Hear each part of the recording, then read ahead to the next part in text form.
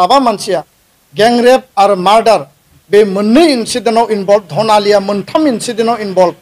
आरो बेबायदि कालप्रिट बेबायदि माने मेन एक्यूजखौ कुनु कारनाव जाहाथे बियो लांदां अख्राङाव जाहाथे फैया आरो बिनि जि स्ट्रिंजेन्ट जि पानिशमेन्ट बेखौ जाहाथे मोनो बेखायनो जों दिनै बे खोथाखौ बुंबाय जोंनि जि सोमावसारनाय जोंनि जि प्रटेस्ट जोंनि जि दाबि बे कन्टिनिउ थागोन आरो आसामनि गिबि मन्थ्रिनि हस्तक्षेप नागिरनानै दिनै बे प्रेस मिटखौ खालामनाय जाबाय आरो गाबोननि जोंनि जि जिल्ला माने सदराव जिल्लानि हेडक्वार्टाराव गासै आसाम नाङै टर्च रेलि बनजार लानानै जि प्रटेस्ट रेलि बियो गासिबो मोजाङै जाफुंसारगोन बयखौबो जास्टिसनि थाखाय एक्टिभलि हाबा मावनो थाखाय दुलाराय बर' फरायसा आफादनिफ्राय फिन खेबसेबाव खावलायहरबाय गोजोन्थों। थांनाय 3 मे 2024 आरो बिनि उनाव 5 मे बे साननैनि गेजेराव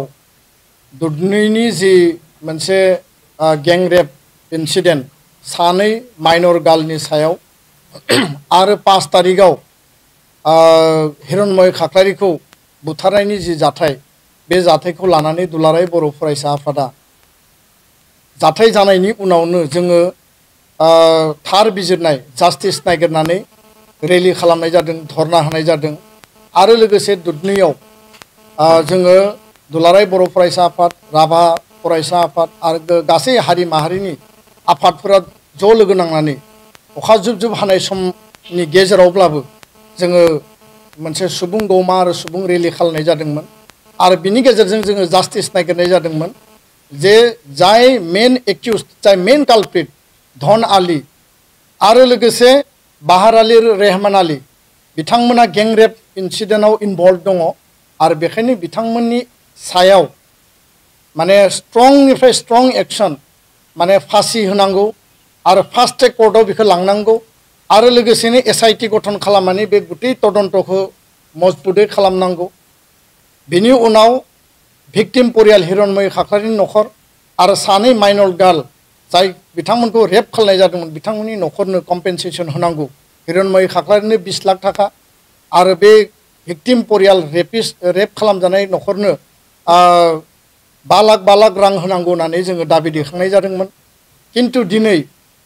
एप्रिल माने मे दाननि 3 आरो 5 निफ्राय दिनै जुन दाननि 23 तारिख प्राय 1.5 मास आरो बे 1.5 मासनि गेजेराव जोङो आसा खालामदोंमोन मिजिं खालामदोंमोन जे आसाम सरकार आसामनि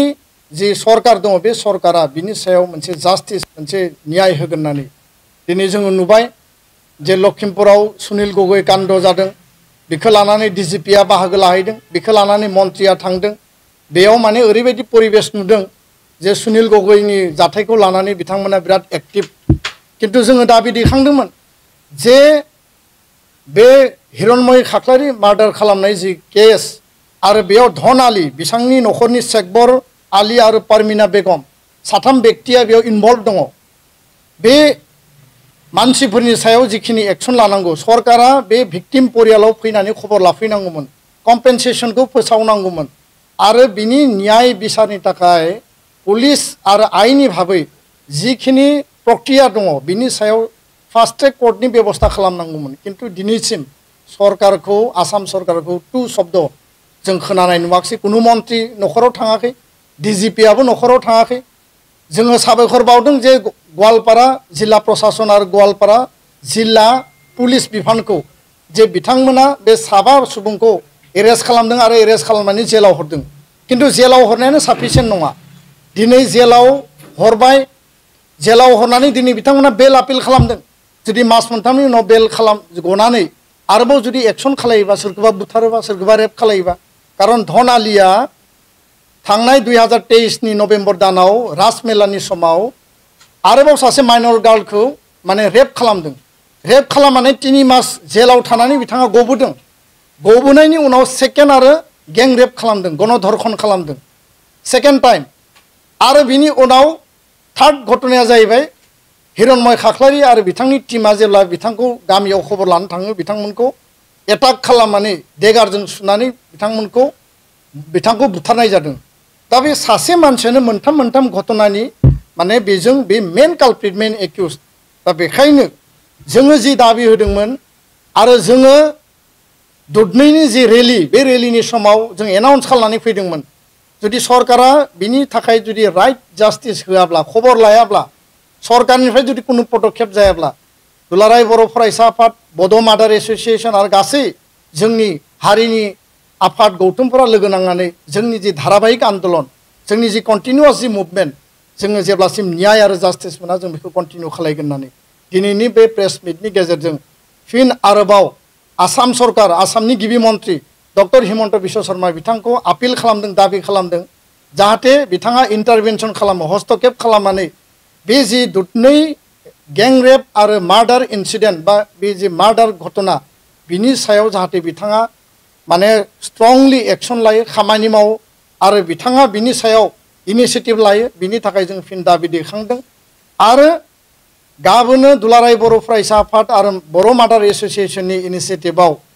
दुलाराय बर' फरायसा आफादनि इनिशिएटिभआव जोङो टर्च रेलि माने बनजार लानानै जोङो प्रटेस्ट रेलि खालामनो थाखाय जोङो फिन थांखि लाबावदों आरो बिनि नेक्स्ट उइकआव जुदि सरकारा जेबो इनिशिएटिभ लायाब्ला जोङो नेक्स्ट उइकआव जोङो आरोबाव जोङो हांगार स्ट्राइक खालामनो थाखाय जोङो बाध्य जागोन कारण सुनील गगৈ काण्डखौ लानानै आसाम सरकारा जेरैबायदि एक्टिभ डिजिपिआ थांदों मन्त्रिया थांदों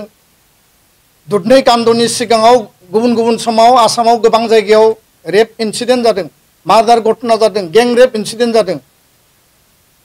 आसाम सरकारा बिनि सायाव एक्शन लादों बेबस्था लादों जों नुदों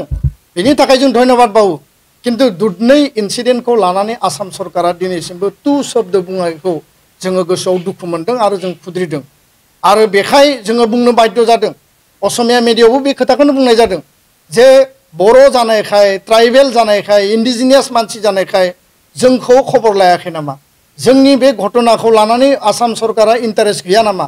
आसामनि मन्त्रि मल्लाया इन्टारेस्ट गैया नामा आसामनि गिबि मन्त्रिया बिनि सायाव मानो जेबो बाथ्रा बुङाखै बे बाथ्राखौ लानानै जों फिन दिनै कुइसन थिखोनो जोङो बाध्य जादों जों गाबोन आसामनि गिबि मन्त्रिनो जों रिमाइन्डार हरगोन अलरेडि मेम'रेन्डामा होनाय जाखाबाय जोङो गवालपारा जिल्ला प्रशासनखौ जों धन्यबाद बावदों बिथांमोनखौ एरेस्ट खालामनायनि थाखाय किन्तु एरेस्ट खालामनायानो फाइनाल खामानि नङा एरेस्ट खालामनानै आयेननि माने लामा लानानै बिथांमोना गफिननायनि दिनै पर्यायबो दङ जुदि बेखौ मोजाङै एक्शन आरो बिनि सायाव जुदि मोजां आयेननि जालखौ जुदि जों साननो हायाब्ला कारण बे